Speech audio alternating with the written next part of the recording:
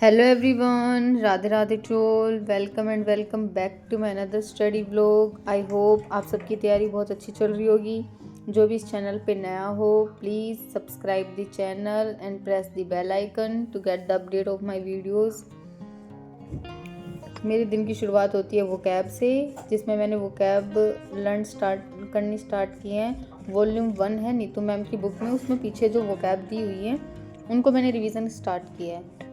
आज मैंने उनका स्टार्टिंग किया है कंफ्यूजिंग वर्ड्स से, क्योंकि वो जो कंफ्यूजिंग वर्ड्स हैं वो भी एग्ज़ाम के टाइम में बहुत ज़्यादा काम आते हैं। तो उनके मैंने उसमें अप्रोक्स 150 के अराउंड थे, तो मैंने हाफ आज किए, हाफ कल उसको कर लेंगे। देन ये कंफ्यूजिंग वर्ड्स वाला जो टॉपिक है वो कैब का, वो कंप्लीट हो जाएगा वॉल्यूम 1 से।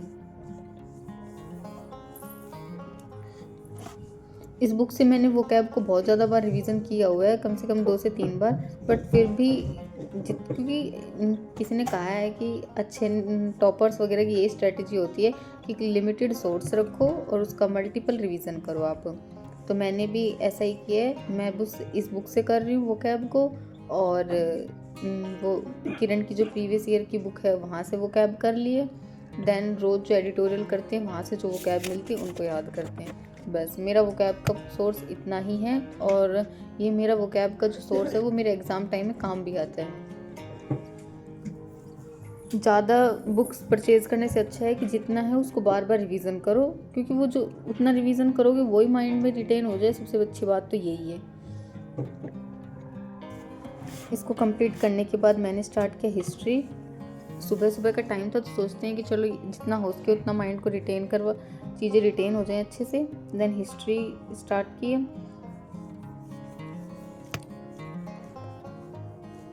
घर जाने की वजह से मेरा जो गैप था, उस गैप को रिकवर करने के लिए उसमें जो मैंने टॉपिक्स याद किए थे, तो मैंने सोचा कि उनको एक बार पहले दोबारा रिवीजन किया जाए, देन नेक्स्ट कुछ बढ़ा आगे किया जाए। देन मैंने उनको पहले रिवीजन किया, जो पहले के टॉपिक्स थे, और जो संगम एज का जो टॉपिक था उसका ही मैंने क्लास वगैरह देखी और वो टॉपिक भी किया, क्योंकि एक पीछे का भी याद करती रहूँ और एक आगे का। देन ऐसे ही कवर होगा, बैक का भी और आगे का भी।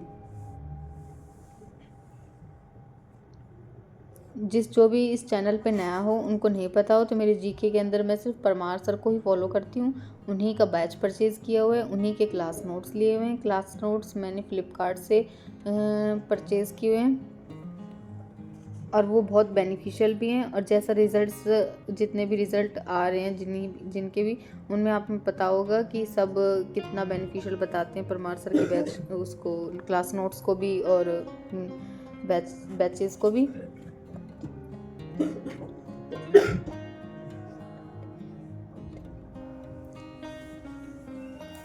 मेरे साथ ये दिक्कत होती है, ये ज़्यादातर सभी स्टूडेंट्स के साथ होती है कि रिवीजन करते रहते हैं, भूल जाते हैं, फिर भी जितना पढ़ते हैं फिर भूल जाते हैं। तो ऐसा ही मेरे साथ है, मैं जीके को पढ़ती रहती हूँ, भूलती रहती हूँ, पढ़ती रहती हूँ, भूलती रहती हूँ।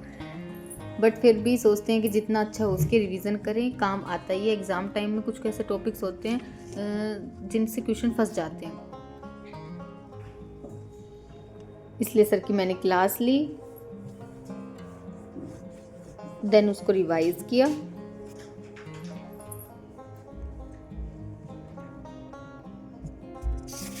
हिस्ट्री कंप्लीट करने, ये हिस्ट्री के नोट्स हैं।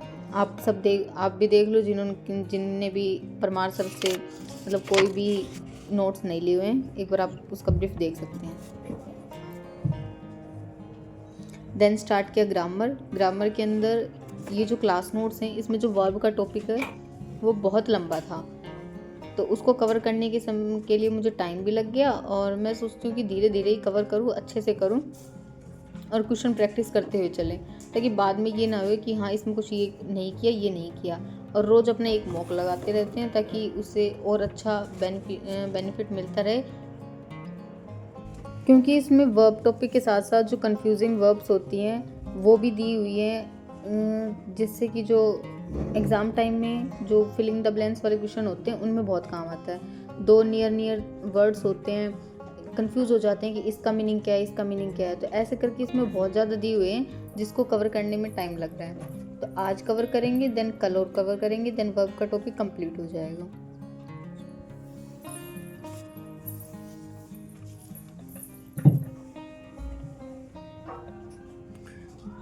कुछ स्टूडेंट्स के डाउट होते हैं कि इंग्लिश को स्ट्रॉन्ग कैसे करें। इसका बेस्ट तरीका यही है, जितना हो सके एक मॉक रोज़ दो आप, और जो रोज़ अपना डेली टारगेट्स होते हैं उनको कंप्लीट करो। देन मैंने ग्रामर कंप्लीट करने के बाद एडिटोरियल का पोर्शन उठाया। एडिटोरियल इंग्लिश माध्यम से करती हूँ। पहले मुझे थोड़ी दिक्कत होती थी, तो मैंने निमिषा बंसल मैम से एडिटोरियल पोर्शन की क्लासेस लेती थी। जैसे फिर मैंने धीरे धीरे 1 मंथ 2 मंथ उनको मतलब क्लासेस लेने के बाद फिर मुझे लगा कि हाँ, मुझे खुद से प्रैक्टिस करनी चाहिए। तो मुझे ऐप पे जो एडिटोरियल्स अवेलेबल कराए जाते हैं मुझे वो अच्छे लगी, उनका सोर्स भी अच्छा लगा। इसमें ये वोकैब दी हुई होती हैं, देन इनको कवर कर लेते हैं। जो वोकैब मुझे नहीं आती उनको मैं राइट डाउन कर लेती हूँ, और इसमें जो 25 क्वेश्चंस का सेट होता है उसको लगा लो। रोज़ की रोज़ वो एक मॉक देना इनफ हो जाता है। इसके बाद मैंने स्टार्ट किया अपनी मैथ प्रैक्टिस। मैथ के अंदर नंबर सिस्टम था, क्योंकि पहले घर जाने से पहले मैंने इनको एक बार रिवाइज़ किया था, बट सोचा कि एक बार एक और अच्छे से रिवीजन कर लूँ इसका, ताकि ये मन में ना हो कि मैंने अच्छे से रिवीजन नहीं किया। कुछ क्वेश्चंस थे इनके, आज मैंने सॉल्व किए, कल और सॉल्व करूँगी, देन ये टॉपिक कंप्लीट कर लेंगे। मैथ में इतना ही है, जितना प्रैक्टिस करोगे उतना ही आपके लिए बेनिफिशियल होगा, क्योंकि मैथ प्रैक्टिस ही मांगता है। क्वेश्चंस की जितनी ज़्यादा हो सके उतना प्रैक्टिस करो। अगर आप क्वेश्चंस को सिर्फ देख के ही गो थ्रू कर रहे हो कि हाँ मैं कर लूँगा, मैं कर लूँगी या कुछ भी, तो आप वैसे नहीं कर पाओगे। एग्ज़ाम टाइम में जो प्रेशर रहेगा वो स्पीड भी कम कर देता है, और क्वेश्चंस भी सॉल्व नहीं हो पाते। भले चाहे आपको क्वेश्चंस आता हो, आप उसको सिली मिस्टेक फिर भी कर दोगे। देन आज की वीडियो में इतना ही। Thanks for watching. Don't forget subscribe my channel.